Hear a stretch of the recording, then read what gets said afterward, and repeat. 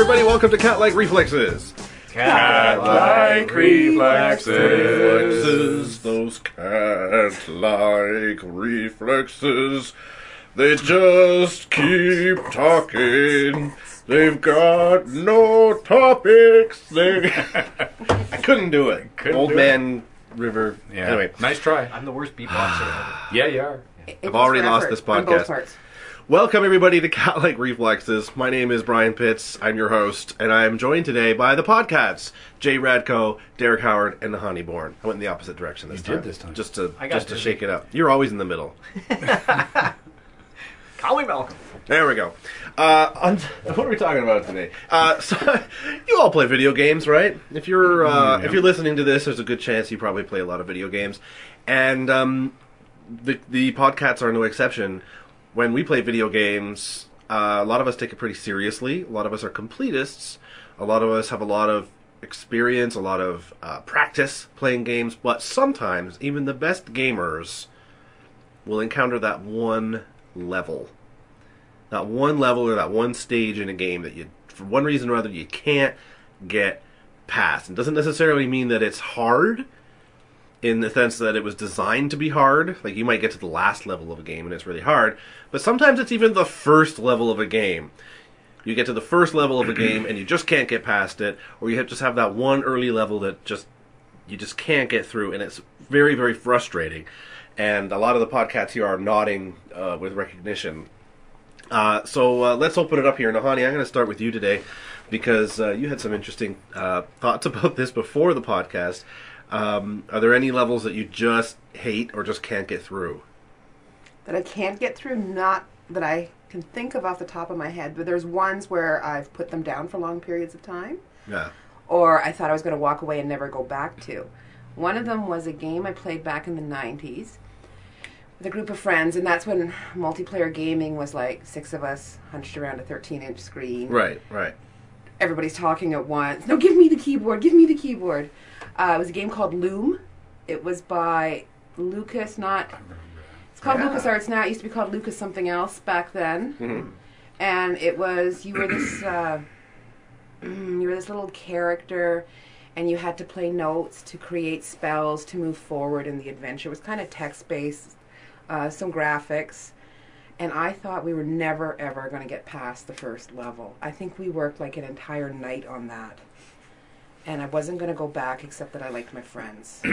So there was that one. That was one of the games that I almost walked away from. And you remembered that from like 20 years ago. It was so frustrating. Like, I was so angry. It was also music-based. Like, you had to play melodies back, and nobody would listen to me. Because you're a trained musician. Yeah, exactly. I was actually studying piano pedagogy at the time. And anyway, so we did end up getting past it. Once we were down to about 2 or 3 of us that actually worked on it instead of 6 of us hunched around the computer screen. Right. We got through it and then moved on to better games, like Leisure Suit Larry, because that's what you did in the 90s. Yeah. Yeah. So there was that one that I almost walked away from. If you get stuck on a level of Leisure Suit Larry, it's just because you're a good person. That's right. or you haven't hit puberty. That's right. Yeah. Or you just wanted to be on that level. Yeah, you just suffer. Yeah, you just suffer. I like her. You're suffering from some case of purity. Loom was, I checked this out on Pinterest, Loom was 1990 by LucasArts. Was it LucasArts? Yeah. Okay. Yeah. I enjoyed the game. It was lots of fun. It's currently on Steam, so for anyone listening, if you want to try it, there's your recommendation. Hardest game ever. Nice.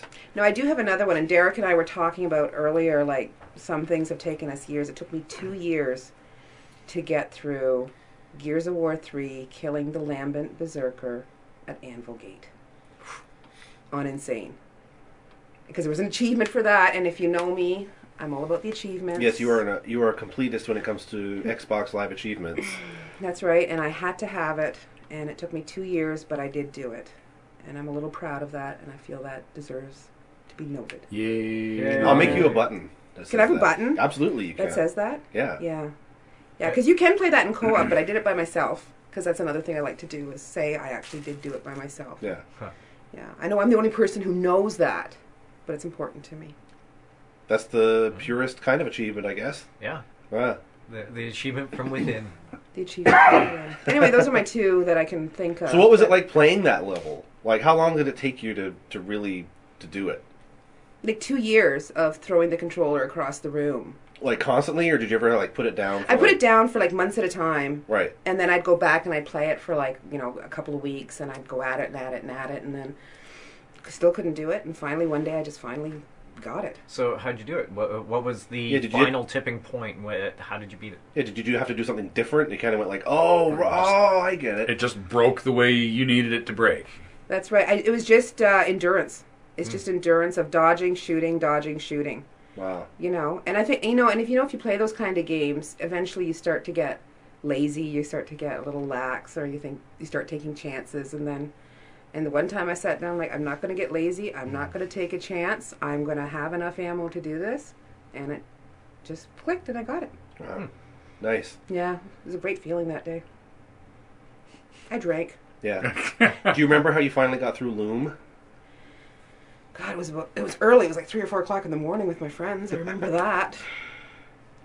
And I remember being sad when it was over, because I enjoyed playing that so much. Not just the game itself, because the game itself wasn't all that great, but I think I enjoyed playing with friends and puzzle solving with friends. And that was like the first multiplayer experience that, you know, you could really have back in the 90s, I think.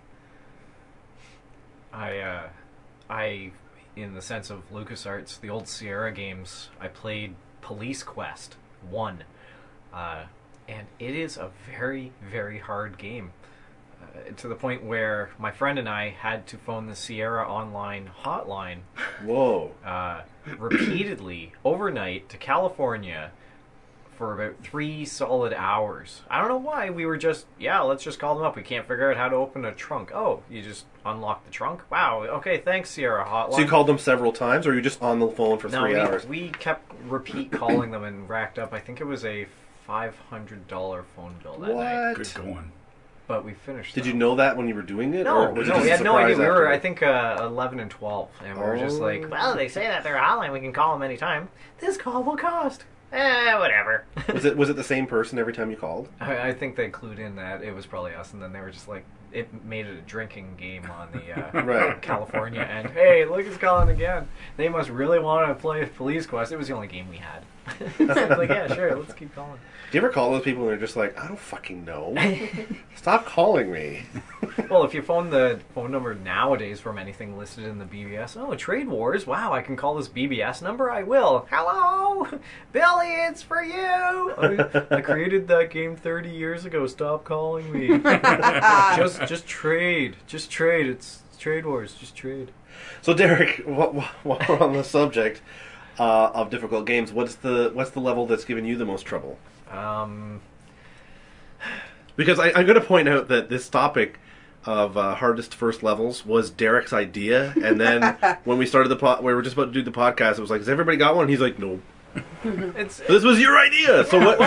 So what do you got for us? I got several. I mean, okay, good. Final Fantasy II took me 5 years to beat. I'm talking that was Final Fantasy IV on this side of the pond, second North American release.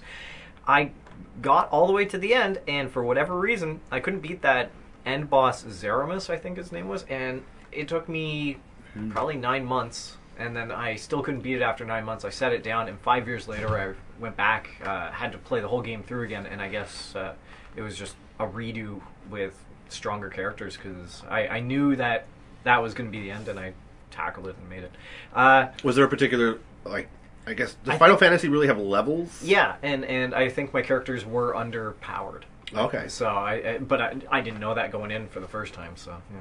The other one was Hitchhiker's Guide to the Galaxy, the text-based adventure. No, because that game is so hard. Yeah, all the old text-based games were I remember insane. making it to the point where the planet blew up, and it says you're in a dark room, you can't see, you can't smell, you can't touch, you can't do nothing. There's a towel on you, and that's it.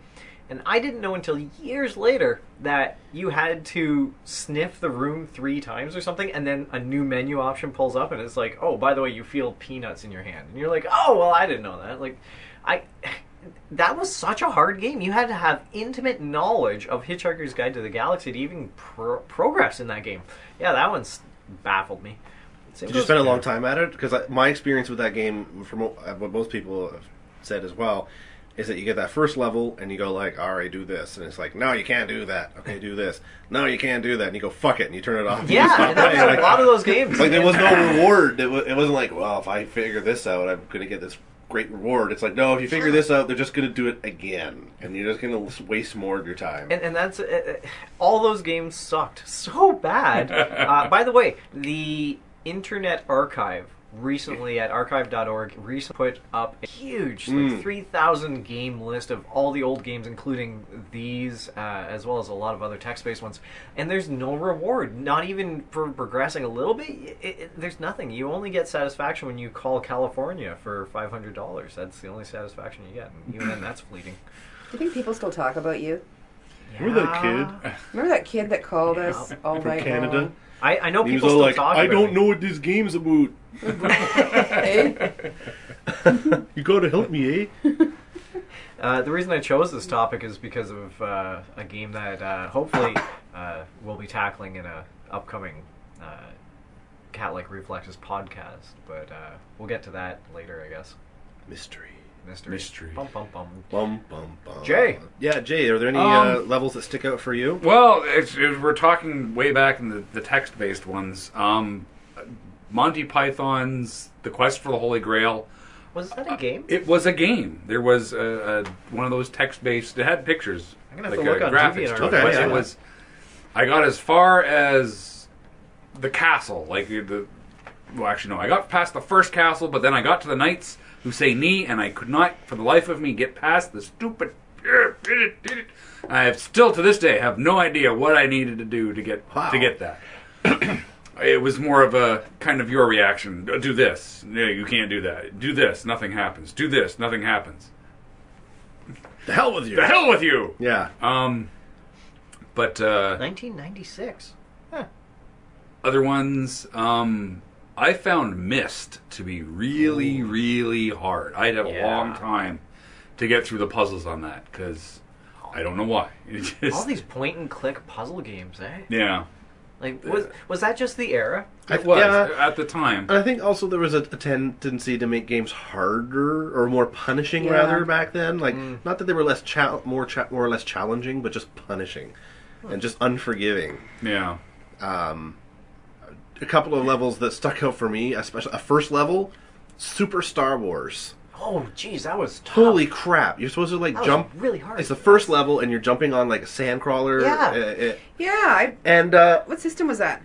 Super Nintendo. Super Nintendo. Okay, yeah. And I it's played that. Super Star Wars, and it's so hard, and you keep playing, and you finally like beat a certain sort of level, and then the next level looks the same. Like you play these like 4 or 5 like really punishing levels, and you're still on fucking Tatooine. Yeah. Like you don't get off until like way farther in the game. It's like I don't want to look at desert backgrounds anymore. I don't want to jump on the stupid Please. ship thing anymore. Like just please make it stop. I never got past it because it was a rental. I had to give it back. The other one, and I think this is a famously difficult level. I've heard other people talk about it before, and that is the underwater level in Teenage Mutant Ninja Turtles. Yeah. For the NES. That game's kind of hard to begin with, but it's kind of like usually it's like a normal platformer, so you jump around and the guys come out and you shoot them with your weapons or whatever. But then there's a level that's different, and it's an underwater level, and you have to catch bombs. You have to find bombs and there's defuse them. 5 bombs you have to defuse. Yeah, something like that. 5 bombs, and you swim around, and it's really hard. And there's a timer. Yeah. And So- there's electrical currents, and there's sharp barbs on all sides of you. It's devastating. Like it's so hard, and the fact that like if it didn't have a timer, you could just go slow. You say, okay, I'm just going to be super careful. But since there's a timer, if you do go slow, you still lose.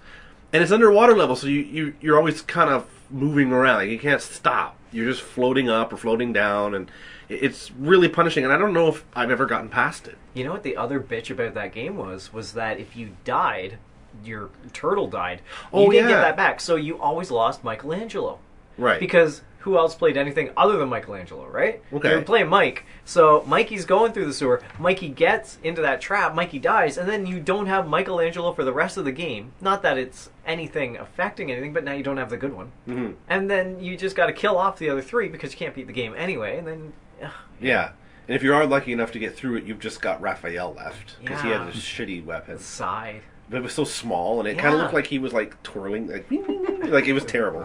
That's why when they came out with the next Turtle games, they were all the 2D Final Fight brawlers because they were just like, let's not do a top-down shitty version anymore. Let's make it a fun one. Yeah, they sort of had that map area, and Yeah. even in the map, you could get run over by by like vehicles. It was But like, you this could is a hop in- map. It was like Frogger. Yeah. No, it was like more like I don't know.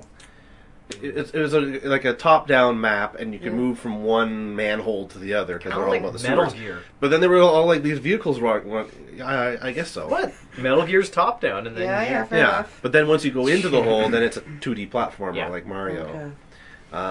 So yeah, that one was really frustrating to me. And speaking of Mario, there were some of those Mario levels in like Super Mario World.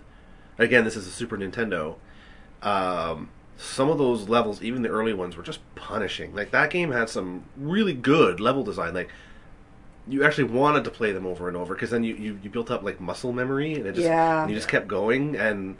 I remember doing that. But some of them were so frustrating. You'd get almost to the end and you'd fall off a thing, or there was a lot of swearing. You know what? I learned a lot of swears playing that game. In the arcade, you had maybe, I don't know, 8 quarters, and you had to make it last for the hour while your mom was shopping. And Ghosts and Goblins was just... Yeah. You got in there, and you're Arthur, and you got this lance, and you're hopping over a gravestone, and then you just get hit twice, and boom, there goes your quarter, and you're like, what? Yeah, I suck so bad at that. No one could ever beat that red flying demon, red area or whatever. Well, if you want to talk about a quarter eater, Dragon's Lair Oh! Whoa, yeah. Hey, what was impossible because no one even knew how to play. What was the level that usually got you? Was it The water marbles? level. What, the left, right, Yeah. left, right? Really? Well, I was a kid. I wasn't. The And one would glow, floor. and you'd have to move it, but like. I wasn't fast enough. I go, oh shit!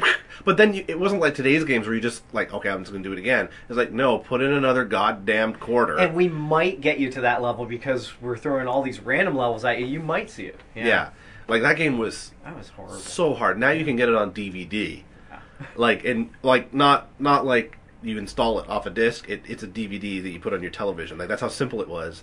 It was just like left and right, with your remote. Yeah. But back then, like it was amazing looking. Like it was all 'Cause it was animated. cartoon. It was Yeah. a cartoon. It was like, oh my god, I want to play this. And you put a quarter in, and then it kind of goes like, you're dead. And it was just a death simulator. It was. Oh man, that was so What were some frustrating. other arcade quarter readers? What do you guys remember? Double Dragon. Double Dragon. Really? Yeah. Double I Dragon. was good at that. You know, I can make it beginning to end on 1 quarter. Yeah. Yeah. So it wasn't really a Really? quarter either. I think we need to have a showdown, Derek. Double Dragon Double Dragon. showdown. It's on. We're gonna create It's on. a Catlike Reflexes Twitch channel. I think we'll play some Double Best Dragon. ever, yeah. So it wasn't really a quarter eater if you could go on 1 quarter for the whole game. Yeah, Was but there one that you... it laid a lot of quarters until I was good enough to do it Oh. on 1 Same quarter. here. Like we went up there with rolls Yeah, after school. Samurai Showdown. I can beat it in 1 quarter. So yeah. Oh, cool. Okay, Jay. Hold on, before you go, Jay, I just want to tell people my Double Dragon story. I think I've told some of you before, but you people listening in Podcast Land maybe haven't heard it. Gather around, children, and I'll tell you the tale. I was at the arcade. Friendly giant music. I was at the Top Hat arcade when it was in the Mountain View Mall, and my brother and I were playing Double Dragon on their stand-up thing, and we hadn't. I think we had just started. Like we hadn't really got that far in. We were 1 or 2 levels in, and the guys who were running the place, they were moving some consoles around. They were moving some of the uprights around. They were rearranging the arcade. And they came over to us and they said, listen, boys, really sorry to do this, but we need to move this machine to another part of the arcade, which means we have to unplug it, so you're going to lose your progress, but we'll move it and then we'll give you some quarters to make up for the ones that you lost. And we were like, oh, okay, sure. Like, that was reasonable. So, like I said, we weren't very far into the game. So they unplug the thing turns off, they put it on a cart and they wheel it over. They plug it in. And the guy says, okay, here we go. And he pops the machine open, the inside. I don't think I'd ever seen the inside of a arcade machine before. Just the part where you put the quarters in. And there's like a little plunger that when you put a quarter in, it turns a little lever, and that's how it knows that you put a quarter in. Well, he can just push that with his finger now because he's got it open. Yep. And instead of giving us the 2 quarters like he said, he just kept flicking it. Flick, flick, flick, flick, flick, flick, flick, flick, flick, flick, flick, flick, flick, flick. You had like 20 credits or something like that. And he closed the gate and was like, there you go, boys. And he walked away, and it was like... Were angels singing? Oh my god, it was like 20 There was Christmases. pink light and angels singing. Oh my god, it was so good. And we were just like, oh my god. And we got really far in that game. And like... And I still think I still remember to this day. I was probably like 8 when it happened. So yeah, it was almost 30 years ago, and it was still one of the highlights of my my gaming experience. Did you ever play it to the end? Yes, but not till years later on a console. Because when you play Double Dragon with someone else to the end, it's all fine because you're cooperative until the That's screen. right. Yep, And then you got to beat the crap out of each other with like nail in board or something, if I Yeah. remember correctly. And it was always kind of awkward if you were playing with someone you didn't really know. Yeah. If they just kind of joined your game. And you know what? You halfway played this through. whole game together. You bonded somewhat. You bonded, and then you have to teamwork. beat the crap out of them. And you're like, I'm sorry, I'm just going to have to beat you with a baseball bat. But I used to bar. play it with my best friend at the time, and I don't know what was worse, beating the crap out of my best friend or a complete stranger. I'm still torn on that decision. That's really interesting. It's Yeah. based off a Japanese game, Kunio-kun. Anyway, Jay, I'm really curious to hear. Yes, Jay, I'm what sorry you I love cut you about off with my story. I just wanted to tell it before I got too off track. Where? What are we? Who are we? What am I? Calm down. Calm down. Okay. What we're talking? We're the quarter eaters. Yeah, quarter eaters. Oh, yes. quarter eaters. Yeah, sorry, I interrupted you. I apologize. And I forgot what I was going to say. We were talking Ghosts and Goblins. Ghosts and Goblins, which was really, really hard. Dragon's Lair. What else? Yeah, Dragons Lair really sucked. Actually, really basic. I had a whole lot of problems with Pac-Man. It's a hard game. It is a hard Yeah. game. Yeah. Did it eat a lot of quarters? It did. Where did you play it? Up at the Top Hat. Up At the Top Hat? Yeah, Well, yeah. actually, wherever I could find an arcade. Right, sure. Actually, no. Okay. It was Street Fighter. I was never really any good at Street Fighter. I'm still not good at Street Fighter. Or Mortal Kombat. I was good at Soul Calibur. Oh, Or yes. Soul Blade. And Tekken I was okay at. Right. But Tekken 3D. Tekken 3D. Oh, yeah. But Mortal Kombat and Street Fighter I blew donkeys. It was terrible. I get this feeling that all of us have met each other before we became friends. Yeah. Because At the Top Hat? we all played at the same arcade throughout all of our lives. Because I'm now looking at all of you, trying to think what you looked The like when young I was that versions. age at the arcade, and like you're all younger than me.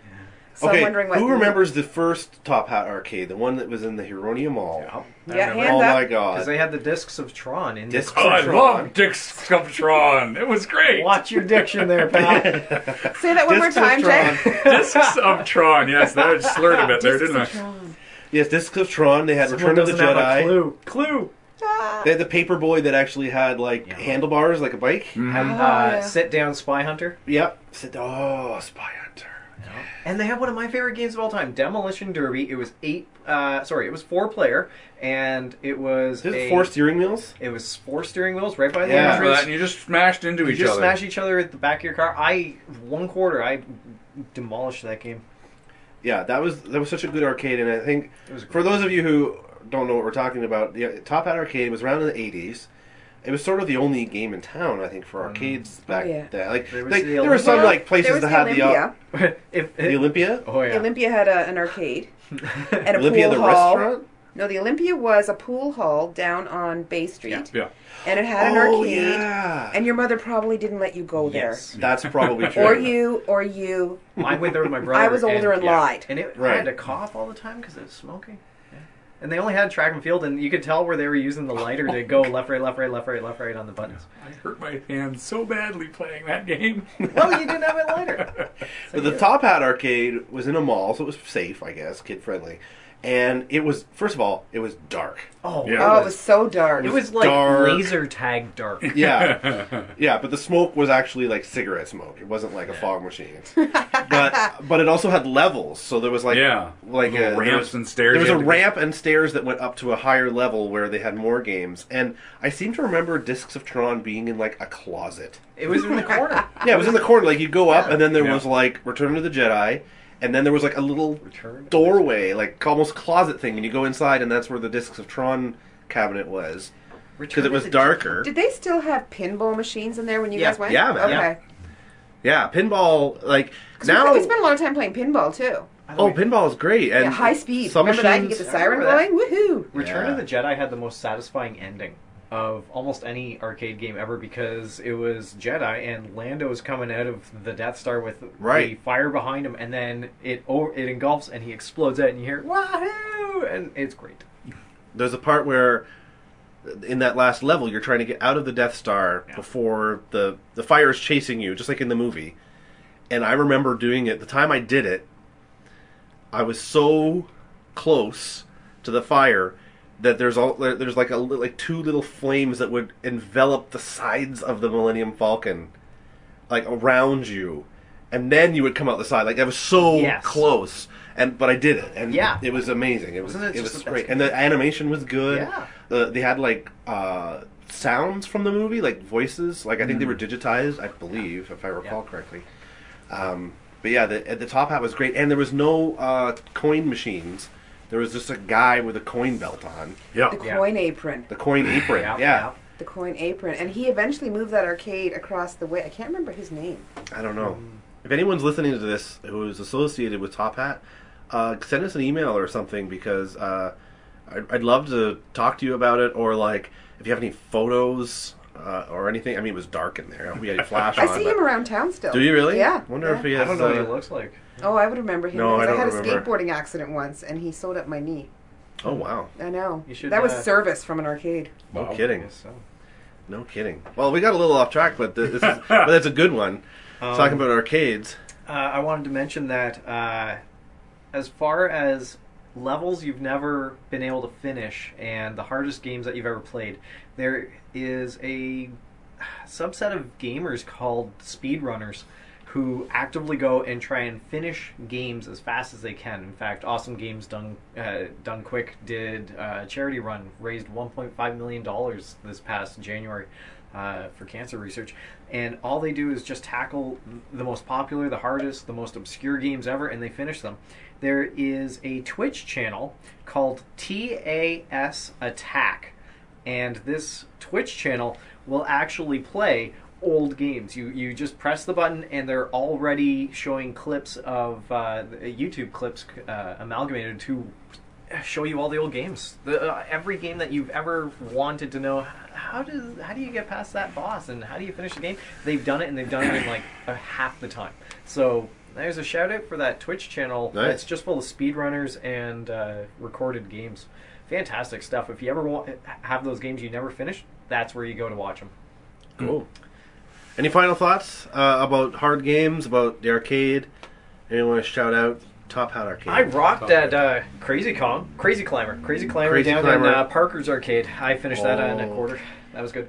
Now, to make all of you feel better about the Teenage Mutant Ninja Turtle bomb scenario that you couldn't get past, you need to play Goat Simulator. Oh, yes. Because as the goat, you get to dive underwater, you find those turtles underwater, and you kick the shit out of them. Nice. So do that. I will Get throw a Goat quarter- Simulator. Goat- Shout out for Goat Simulator. Goat Simulator, it's available on Steam. I'm going to throw quarters at my monitor. They earned it. Great. All right. Well, what do you think? What's the game that you never could? What's the level you never could get past? What game did you never get to finish because it was just too challenging?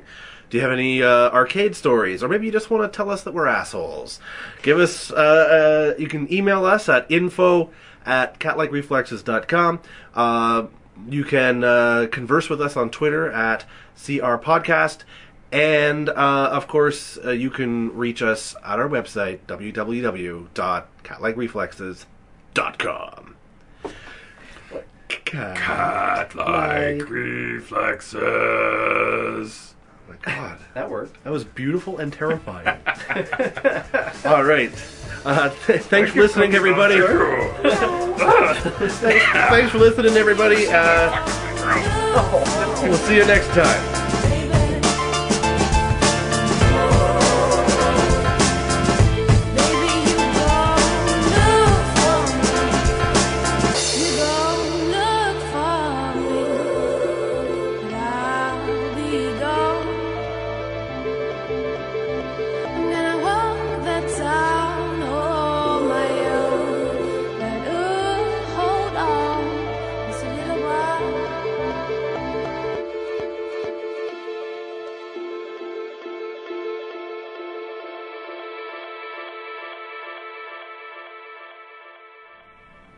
The music at the beginning and ending of today's episode of Catlike Reflexes was A Little While by Boogie Belgique, who currently have the #1 song on Jamendo.com, so please check it out.